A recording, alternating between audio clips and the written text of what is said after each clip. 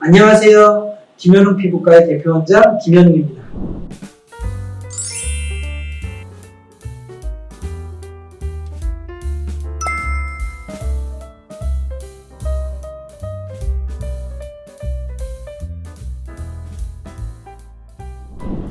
인종마다 피부색이 틀린 거는 멜라닌 세포와 구조와 분포가 틀리기 때문입니다. 우리가 피부색을 가지게 되는 거는 우리 피부 속에는 각질세포뿐만이 아니라 멜라닌 세포라는 것이 있어서 이 멜라닌 세포에서 색소를 만들어서 그것이 피부에 퍼지면서 피부색을 나타나게 되는데요. 이 백반증은 어떠한 원인에 의해서 면역체계가 가동하여 이 멜라닌 세포를 죽이게 되고 사라지게 되면서 그 부위의 멜라닌 색소를 더 이상 생성하지 못하기 때문에 하얘지는 질환입니다. 그러면 왜 백반증은 치료가 힘들까요? 이렇게 멜라닌 세포가 손상되는 기전에 있어서 여러 가지 원인, 예를 들면 자가면역 기전, 그 다음에 과도한 스트레스, 그 다음에 여러 자극, 이런 거에 의한 염증 반응과 유전적으로 그 멜라닌 세포의 취약성이 다 다르기 때문에 이것이 한쪽에만 생기는 것이 아니라 퍼질 수도 있고 또 한 군데만 국한될 수도 있고 치료를 해도 그 부위에 멜라닌 세포가 재생이 잘 안 될 수 있기 때문에 사람마다의 너무 그런 변이가 차이가 크기 때문에 그렇기 때문에 치료가 난해하고 힘들게 느낄 수 있습니다.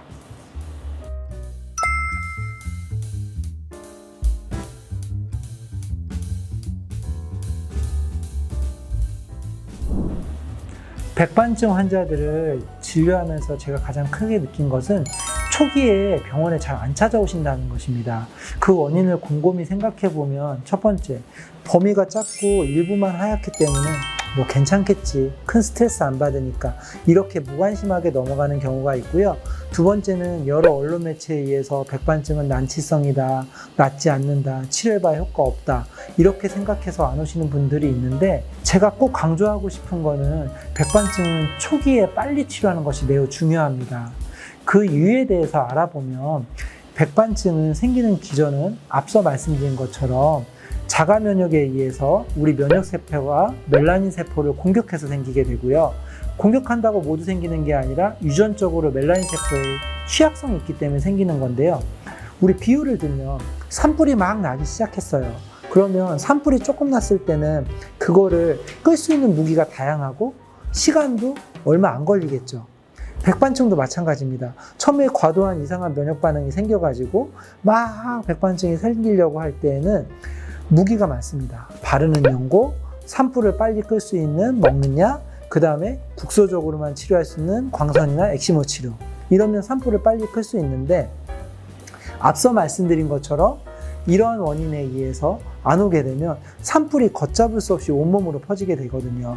그러면 여기만 있던 백반증이 여기도 생기고 여기도 생기고 몸 전체에 과도한 이상 면역 반응이 생기게 되면 여러 가지 치료법에도 한계가 생기고 치료 예후도 나빠질 수 있기 때문에 백반증이 생겼을 때는 빨리 전문의 선생님을 찾아서 적극적으로 치료하는 것이 완치로 가는 지름길이라고 생각합니다.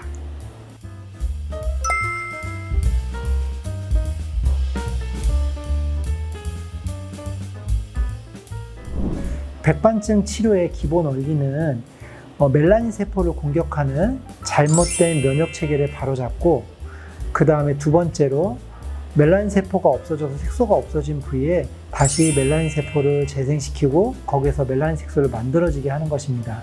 그러면 이 두 번째에서 가장 중요한 것이 광선 치료와 엑시모 치료인데요. 두 가지가 같은 듯 하면서도 다릅니다.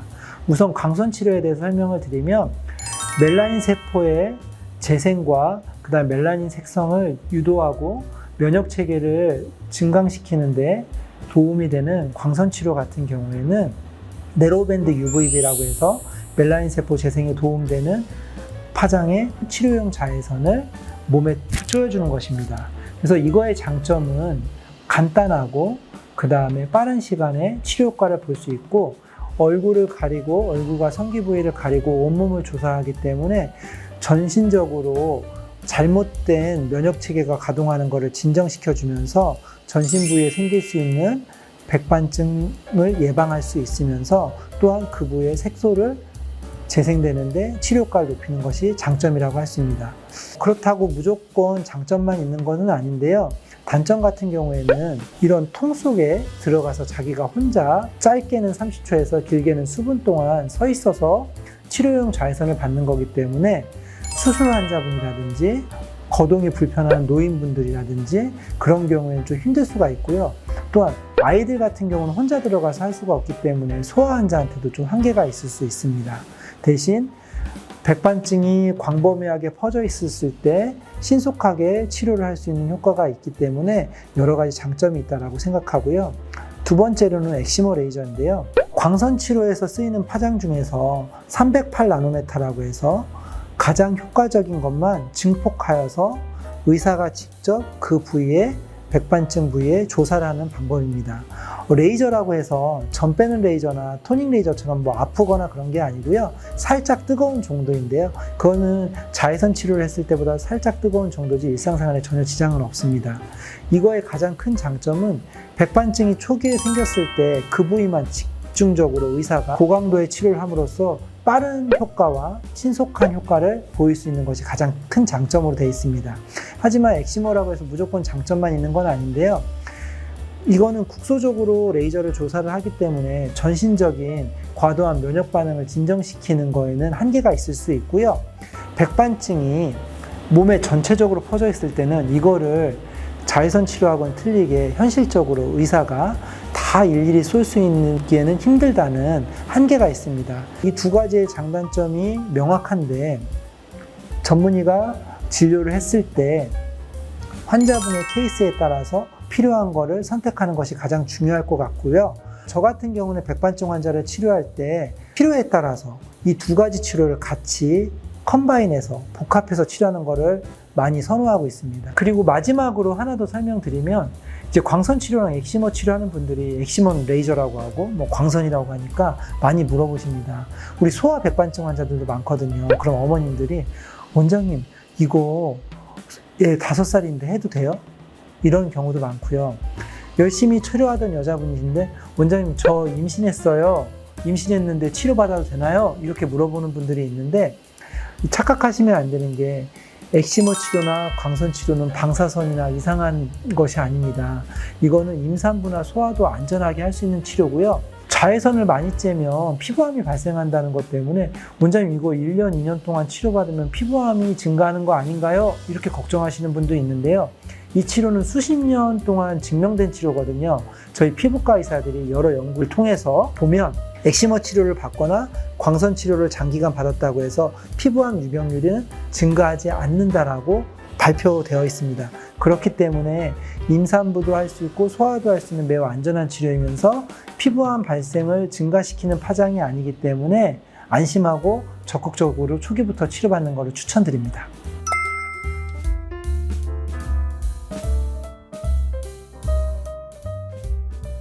엑시머 치료와 광선 치료는 매우 효과적이고 초기 백반증 환자들한테는 수개월 이내 완치율을 높일 수 있는데요. 의사가 전지전능하지 않은 것처럼 엑시머랑 광선 치료를 열심히 치료를 받았는데도 반응을 안 하고 고착화돼서 치료가 안 되는 경우가 있습니다. 이런 경우에는 무조건 엑시머를 끌고 가는 게 아니라 수술적 치료를 고려를 해봐야 되는데요.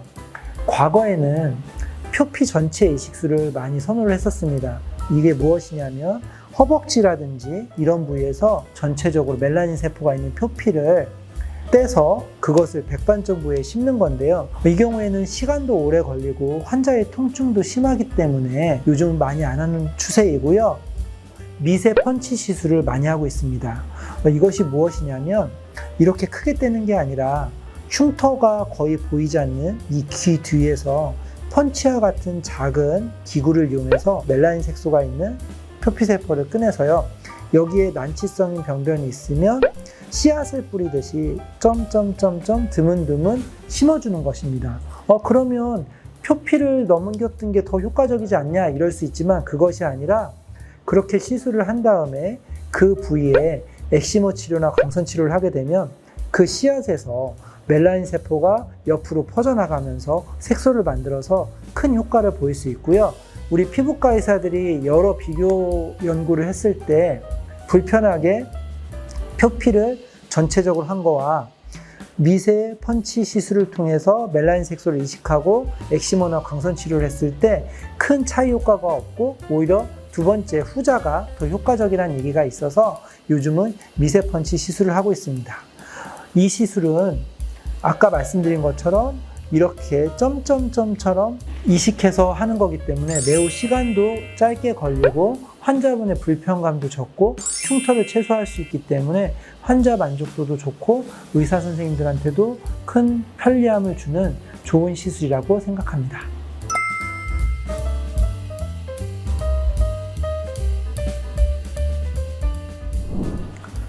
백반증은 만성질환이기 때문에 많은 환자분들이 제일 궁금해하시는 게 원장님 저 어떻게 생활해야 되나요? 뭐 피해야 될 음식이 있나요? 이렇게 물어보거든요. 그래서 저 같은 경우는 이제 생활습관과 식습관에 대해서 중요하게 설명을 자주 드리는데요. 먼저 여러 피부과 선생님들의 연구에 의하면 먹는 것은 특별하게 피할 것은 없습니다.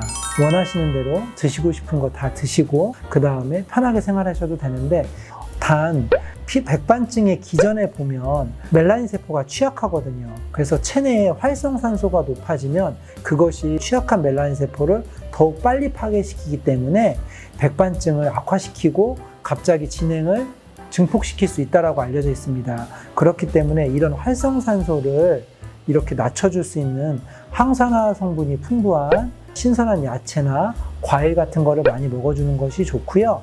마지막으로 담배를 피신다면 활성산소의 수치가 매우 높아지기 때문에 어떤 피할 음식보다 금연하는 것이 가장 중요하다고 강조하고 있습니다. 또한 피할 음식은 아닌데 우리나라 사람들만큼 몸의 면역력 강화를 위해서 보약이라든지 한약이라든지 홍삼, 인삼을 많이 찾는 분들이 있는데요. 처음에 말씀드린 것처럼 이런 백반증은 면역체계가 잘못된 면역체계가 과항진되는 것이거든요. 그래서 이렇게 면역체계를 잘못되게 과항진시킬 수 있는 한약이나 홍삼, 인삼은 많이 안 드시는 것을 추천드립니다. 이렇게 식습관은 설명을 드렸고요. 생활습관은 멜라닌 세포가 자극을 받아서 쉽게 부서질 수 있는 상황을 피하시면 됩니다. 예를 들면 강한 자외선을 쬐서 일광화상을 입는다. 그러면 정상인들 같은 경우는 그냥 화상만 입었다가 색소 침착이 생겼다가 없어지겠죠. 하지만 백반증 환자 같은 경우 괌이라든지 동남아시아에 놀러 갔다 와서 백반증이 확 심하게 생기는 경우가 있습니다. 그래서 적극적인 자외선 차단과 과도한 자외선 노출은 피하는 것이 좋고요. 또 쾌분 현상이라고 해서 마찰이 반복되는 부위에 백반증이 잘 생기는 경향이 있습니다. 예를 들면 이렇게 벨트가 꽉 조이는 부위에 마찰이 된다든지 겨드랑이라든지 팔꿈치라든지 손 부위에 대칭적으로 백반증이 잘 생기거든요. 이런 경우에는 자외선이나 활성산소가 생기는 것뿐만이 아니라 이런 마찰에 멜라닌 세포가 취약해서 생기는 경우거든요. 그래서 이런 경우에는 직업적인 환경으로 노출되는 게 없는지 완전히 피할 수는 없지만 보습을 잘하고 피해 주시는 게 좋습니다. 그리고 이렇게 허리 라인이라든지 벨트 라인이라든지 겨드랑이에 잘 생기면 최대한 좀 속옷이나 옷을 좀 헐렁하게 입고 그 다음에 너무 꽉 조이지 않게 하는 생활 습관을 보이면 훨씬 더 좋다라고 설명을 드립니다. 다른 기타 만성질환인 당뇨나 혈압처럼 스트릭트한 조심할 건 없고요. 첫 번째로 말씀드린 것처럼 모두가 다 아는 웰빙인 활성산소를 줄일 수 있는 항산화제 성분이 들어있는 야채나 음식을 많이 먹자. 두 번째, 금연하자. 세 번째, 자외선과 마찰을 조심하자. 이 정도만 조심한다고 한다면 꾸준히 잘 치료를 받으면서 충분히 이겨낼 수 있을 거라 생각합니다. 제 영상이 좀 도움이 되셨을까요? 지금까지 김현웅이었습니다.